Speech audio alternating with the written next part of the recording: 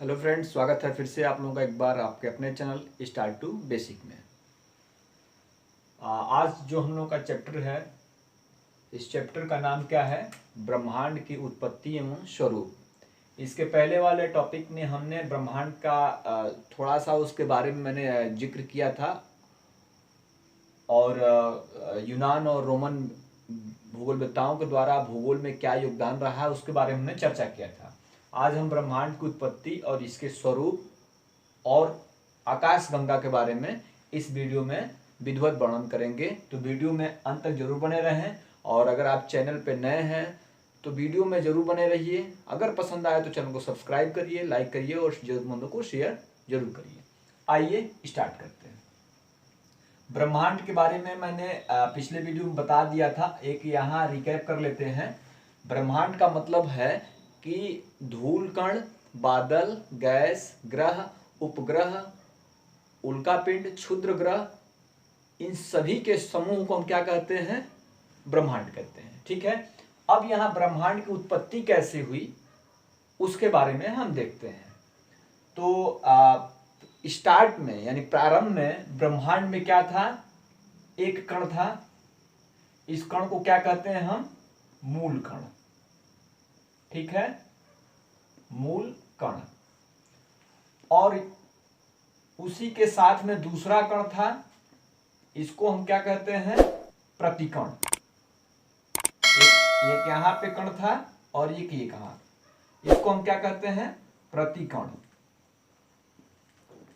ठीक हो गया। और लाखों करोड़ों की संख्या में, अरबों की संख्या में जो है छोटे छोटे छोटे छोटे कण ब्रह्मांड में विद्यमान थे।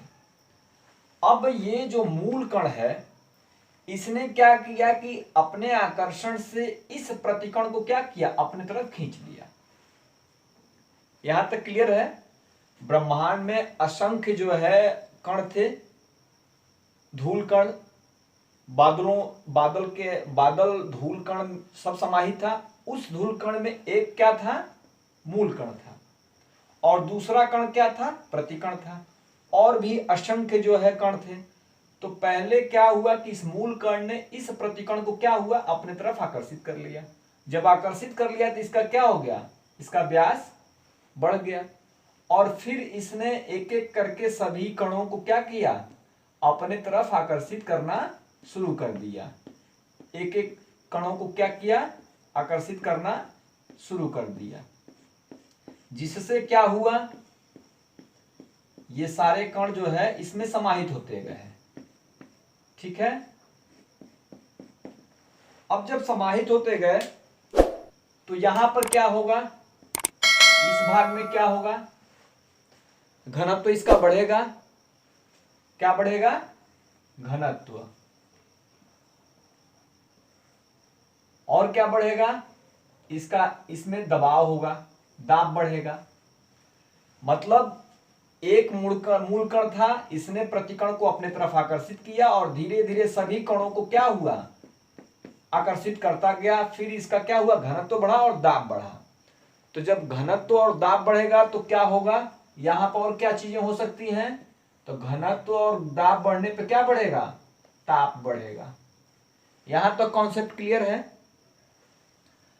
अब जब ताप बढ़ेगा, यहां पे ताप बढ़ेगा, कैसे ताप बढ़ेगा? एग्जाम्पल स्वरूप आप लोगों को मैं बताता हूं। जैसे आपने साइकिल तो चलाई है,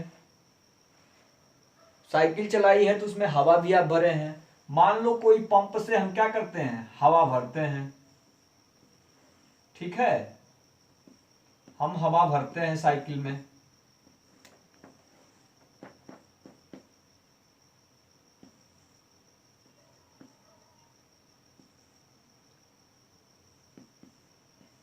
हवा भरते हैं। ठीक है, जब हवा हम भरते हैं यहां से तो क्या हम देते हैं? हम दाब देते हैं, दबाव देते हैं।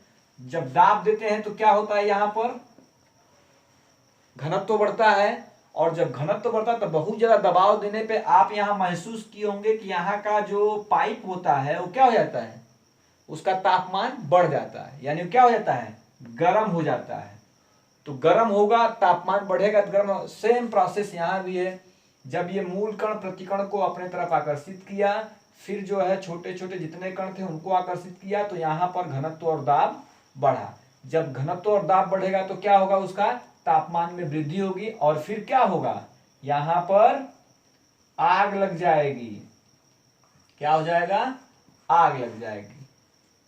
अब जब ये आग लगेगी तो क्या करेगी, ये आग बाहर की तरफ निकलना शुरू करेगी। तो यहां पर दो बल काम करेगा। कौन कौन सा, एक अभिकेंद्रीय बल और दूसरा अपकेंद्रीय बल। कौन कौन से बल काम करेंगे, अभिकेंद्रीय और अपकेंद्रीय के बल। अब जो बल जो है अंदर की तरफ से काम करेगा उसको हम क्या कहेंगे, अभिकेंद्रीय बल। ठीक है। और जो बाहर की तरफ निकलना चाहेगा उसको हम क्या कहेंगे, अपकेंद्रीय बल। ठीक हो गया, अपकेंद्रीय बल। यहां तक कॉन्सेप्ट क्लियर है आप लोगों को। अब जब इस मूल कण और प्रतिकण को आकर्षित करने के बाद से घनत्व और दाब बढ़ा, उसके साथ में ताप में वृद्धि, तो इसमें आग लग जाएगा। और जब आग लगेगा तो क्या होगा, अभिकेंद्रीय बल पड़ रही है, अंदर की तरफ जो कण जा रहे हैं उनका दबाव पड़ रहा है, और जो आग लगी है वो बाहर निकलना चाह रही है। यहां पर क्या हो जाएगा, विस्फोट हो जाएगा। क्या हो जाएगा, विस्फोट हो जाएगा। और इसी विस्फोट को क्या नाम दिया गया है, बिग बैंग। क्या नाम दिया गया है, बिग बैंग। और ये सबसे जो है आधुनिक मान्यता प्राप्त बिग बैंग, इसी को हम बिग बैंग थ्योरी कहते हैं, यानी महाविस्फोटक सिद्धांत। ब्रह्मांड की उत्पत्ति से महाविस्फोटक सिद्धांत सबसे आधुनिकतम और प्रामाणिक सिद्धांत है। इस सिद्धांत को जो इस सिद्धांत को देने वाले विद्वान हैं वो बेल्जियम के अबे जॉर्ज लेमेंटेयर हैं। ठीक है, क्या नाम उनका है, अबे जॉर्ज लेमेंटेयर। कुछ लोग टेयर भी लिखते हैं। ठीक है, लेमेंटेयर। इन्होंने जो है इस बिग बैंग थियरी को दिया, महाविस्फोटक सिद्धांत को दिया। अब ये जो बिग बैंग हुआ कब, तो ये आज से 15 अरब वर्ष, कितना अरब वर्ष, 15 अरब वर्ष, 15 अरब वर्ष जो है इसमें विस्फोट हुआ। और उसके बाद से इस विस्फोट से ग्रह, उपग्रह, क्षुद्रग्रह और सभी आकाशीय पिंडों का क्या हुआ, निर्माण हुआ। इस बिग बैंग से, इस महाविस्फोट से सभी ग्रहों, उपग्रहों, क्षुद्रग्रहों का निर्माण हुआ। और ये घटना कब घटी, 15 अरब वर्ष पूर्व। उसके बाद से सौर मंडल का जो निर्माण है वो कब हुआ, तो आज से 4.5 अरब वर्ष पहले सौर मंडल का निर्माण हुआ। यानी 15 अरब वर्ष पहले ये घटना हुई, ब्रह्मांडीय घटना जो बिग बैंग हुई। और इस घटना के 10.5 अरब वर्ष बाद क्या हुआ, इस घटना के 10.5 अरब वर्ष बाद जो है सौर मंडल का निर्माण हुआ। ठीक है, सौर मंडल का निर्माण हुआ। तो इस 15 में से आप 10.5 घटाएंगे तो कितना आएगा, 4.5 अरब वर्ष पूर्व। ठीक हो गया। अब यहां क्वेश्चन बनेगा कि ब्रह्मांड की उत्पत्ति आज से कितने समय पहले हुई, तो आपका आंसर क्या होगा, 15 अरब वर्ष पूर्व। सौर मंडल का निर्माण आज से कितने अरब वर्ष पहले हुआ, तो 10.5 अरब वर्ष पहले उसका निर्माण हुआ। और 10.5, देखिए मिस्टेक मैं कर दिया हूं, सॉरी इसके लिए। 15 अरब वर्ष पूर्व क्या हुआ, ब्रह्मांड का निर्माण हुआ। और ब्रह्मांड निर्माण के 10.5 अरब वर्ष बाद, यानी आज से 4.5 अरब वर्ष पहले किसका निर्माण हुआ, तो हमारे सौर मंडल का निर्माण हुआ। आशा है इतना जो है कॉन्सेप्ट क्लियर हो गया होगा। आइए अब आकाश गंगा को देख लेते हैं। कि हमारी आकाश गंगा का निर्माण कैसे हुआ। यहां तक तो आप लोगों को वीडियो समझ में आ रहा होगा, सब चीज क्लियर हो गया होगा। आइए देखते हैं। अब देखिए हुआ क्या कि कई ग्रह मिलकर के क्या बनाते हैं, यहां पे देख लीजिए, कई कण मिलकर के क्या करते हैं, कई ग्रह बनाते हैं। और कई ग्रहों को मिलकर के क्या होता है, सौर मंडल का निर्माण होता है। और कई सौर मंडल मिलकर के क्या बनाते हैं, सौर मंडल का समूह बनाते हैं, सौर मंडलीय समूह बनाते हैं। ठीक हो गया। सौरमंडल का समूह बनाते हैं। और इन सौर मंडल के समूहों को हम क्या कहते हैं, एलजी कहते हैं। क्या कहते हैं, एलजी, लोकल ग्रुप्स।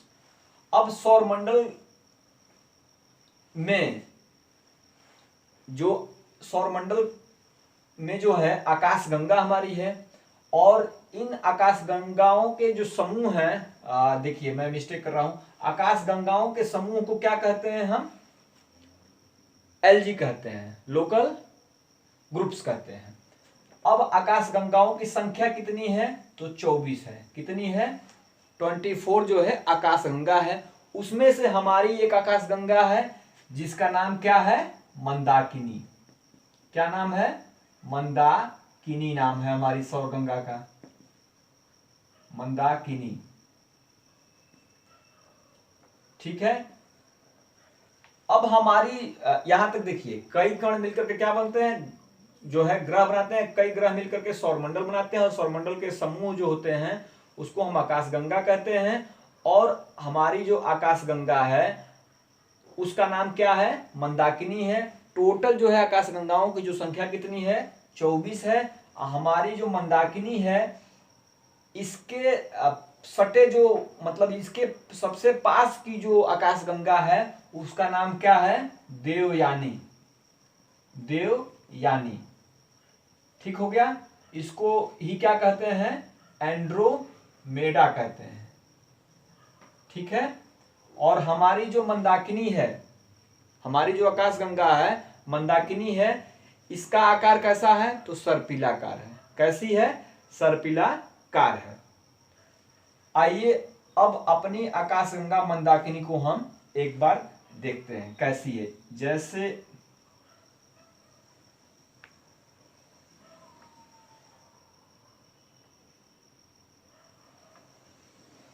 इस तरह का आकार है। ठीक है, सर्पिलाकार है। अब क्वेश्चन ये उठेगा कि मंदाकिनी जो है सर्पिला किस आकार की है, तो सर्पिलाकार आकार की है।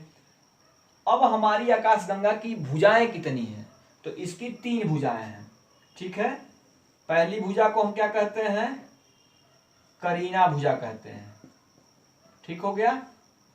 इसी को हम क्या कहते हैं, इसी को हम सजिष्टा कहते हैं।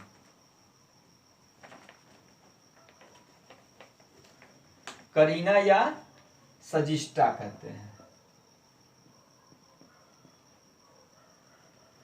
पहली भुजा कौन सी है, ये वाली पहली भुजा होगी, ये दूसरी और ये तीसरी। आकार कैसा है, सर्पिलाकार है, सर्प की तरह से है। पहली भुजा जो है इसको क्या कहते हैं हम, करीना या सजिष्टा कहते हैं। और इसका रंग कैसा है, तो गुलाबी है। ठीक हो गया। अब इसको याद करने का फार्मूला क्या है, आप जानते हैं, बहुत चर्चित एक जो है एक्ट्रेस हैं करीना कपूर, उनसे आप रख सकते हैं करीना। उन्हीं का उपनाम क्या हो गया, सजिष्टा। और इन्होंने अपना शादी कैसे किया, तो प्रेम विवाह किया। और प्रेम का क्या होता है, विवाह जो होगा प्रेम विवाह, तो उसका जो प्रतीक क्या है, गुलाबी फूल है, गुलाब है। तो उससे आप इस चीज को याद कर सकते हैं। ठीक हो गया। दूसरी भुजा जो है, ये वाली जो भुजा है इसको हम ओरियन भुजा कहते हैं। ओरियन भुजा। इसी को हम मध्यवर्ती भुजा भी कहते हैं। ठीक हो गया। और तीसरी जो भुजा है ये वाली, इसको हम पर्सियस भुजा कहते हैं, पर्सियस भुजा कहते हैं, पर्सियस भुजा। इस तरह से हमारी आकाशगंगा कितनी भुजाएं हो गई? 3 भुजाएं हो गई। करीना जिसका रंग क्या है? गुलाबी है। ओरियन भुजा जिसका रंग क्या है? नारंगी है। और पर्सियस भुजा है जिसका रंग क्या है? नीला है। ठीक हो गया। अब आपने पीछे भी देखा कि जब मूल कण प्रतिकण मिलने पे क्या होंगे? घनत्व और दबाव बढ़ेगा। घनत्व और दबाव बढ़ता है तो वहां क्या होती है? आग लग जाती है। वो आग क्यों लगती है? तो वहां पर नाभिकीय संलयन होता है। नाभिकीय संलयन का मतलब क्या होता है कि जब अत्यधिक दाब और अत्यधिक घनत्व जब बढ़ जाएगा तो यहाँ पर जो कण है वो हाइड्रोजन जो है किसमें परिवर्तित होने लगेगा? हीलियम में। यानी 4 जो है हाइड्रोजन एक हीलियम में परिवर्तित हो जाएगा और इस प्रकार से ऊर्जा जो है उत्सर्जित होने लगेगा। जो सूर्य हम देखते हैं लगातार उसके नाभिक में क्या हो रहा है? नाभिकीय संलयन हो रहा है, यानी हाइड्रोजन क्या हो रहा है? हीलियम में परिवर्तित होता है, परिवर्तित हो रहा है। और जब यह जो हीलियम हाइड्रोजन हीलियम में पूर्ण रूप से परिवर्तित हो जाता है तो यहाँ पर जो होता है तारे की मृत्यु होती है, यानी तारे की जो है आयु समाप्त हो जाती है और फिर वो किसमें बदल जाता है? वह न्यूट्रॉन या जो है यहीं पर जो है छोटे छोटे जो है न्यूट्रॉन के रूप में वो दिखाई देने लगता है, न्यूट्रॉन हो जाता है। दूसरी जो भुजा हमारी है जिसको हम ओरियन भुजा कहते हैं, इसी ओरियन भुजा में हमारी क्या है? हमारी आकाशगंगा है। हमारी जो हमारा जो सौर मंडल है इसी में है। इसी में हमारी पृथ्वी है और इसी में सूर्य है। और इसी भुजा में जब हम रात को छत पे देखते हैं चांदनी रात में, तो जो आप लोगों को छोटे छोटे असंख्य जो है तारे चमकते हुए दिखाई देते हैं, तो इसी जो है मध्यवर्ती भुजा ओरियन भुजा में ये दिखाई देते हैं, जिसको हम क्या कहते हैं? मिल्की वे कहते हैं। क्या कहते हैं? मिल्की वे कहते हैं। इसी को हम आकाश स्वर्ग की आकाशगंगा कहते हैं और इसी को हम क्या कहते हैं? दुग्ध मेखला कहते हैं। जो हमको छत पर चढ़ करके और रात्रि में जो तारों का जो झुंड दिखाई देता है, जो आकाश दिखाई देता है तारों को, उसी को हम मिल्की वे, स्वर्ग की आकाशगंगा, स्वर्ग की आकाशगंगा, और इसी को हम दुग्ध मेखला के नाम से जानते हैं। यहां तक क्लियर हो गया। तीसरी भुजा है जिसको हम पर्सियस भुजा कहते हैं। इसी भुजा में यहां पर हाइड्रोजन के बादल होते हैं और इसी को हम क्या कहते हैं? ये हाइड्रोजन के धूल कण और बादल जो होते हैं इसी को हम क्या कहते हैं? निहारिका कहते हैं। निहारिका, ठीक है। इंग्लिश में इसको हम क्या कहते हैं? नेबुला। और यहीं पे तारों का क्या होता है? जन्म होता है। इसलिए इस भुजा को, तीसरी भुजा को, किसको? पर्सियस भुजा को हम क्या कहते हैं? तारों का प्रसूति गृह कहते हैं। यानी तारों का जन्म यही होगा और इसीलिए इसको प्रसूति गृह कहा जाता है। निहारिका जो है निहार शब्द से आया है संस्कृत के, जिसका मतलब क्या होता है? कोहरा या बादल। तो यही हाइड्रोजन के बादल जो है आपस में एक दूसरे का, यहाँ भी मूल कण कोई होगा, प्रतिकण होगा, एक दूसरे को आकर्षित करेगा और फिर वह तारे का रूप ले लेगा और धीरे धीरे ये अपना चक्कर करते हुए यहाँ जब पहुंचेगा तो उसकी जीवन लीला समाप्त हो जाएगी, वो तारे की मृत्यु हो जाएगी, तारे की आयु समाप्त हो जाएगी। तो इस तरह से आपने देखा सौरमंडल, और सौरमंडल के अंतर्गत हमारी जो आकाशगंगा है, आकाशगंगा जो हमारी है उसका नाम मंदाकिनी है। उसकी भुजा कितनी? तो 3 भुजा है। पहली भुजा को हम करीना या सजिष्टा कहते हैं, जिसका रंग क्या है? गुलाबी है। दूसरी भुजा को ओरियन या मध्यवर्ती भुजा कहते हैं। इसी में हमारी क्या है? हमारा सौरमंडल इसी में है, इसी में हमारा सूर्य है, इसी में हमारी पृथ्वी है। और तीसरी भुजा को हम पर्सियस भुजा कहते हैं, जिसका रंग क्या है? नीला है। और इसी भुजा में तारों का जन्म होता है, इसीलिए इसको तारों का प्रसूति गृह कहा जाता है, तारे इसी में क्या होते हैं, युवा होते हैं। तो इस तरह से ये जो है आकाशगंगा आज इस टॉपिक के अंतर्गत हमने क्लियर किया। इससे जो है बहुत सारे प्रश्न जो है बनते हैं और आशा है आप लोगों को वीडियो पसंद आया होगा। वीडियो पसंद आया तो चैनल को लाइक, सब्सक्राइब और शेयर करना ना भूलें। मिलते हैं एक अगले वीडियो में, तब तक के लिए नमस्कार, धन्यवाद।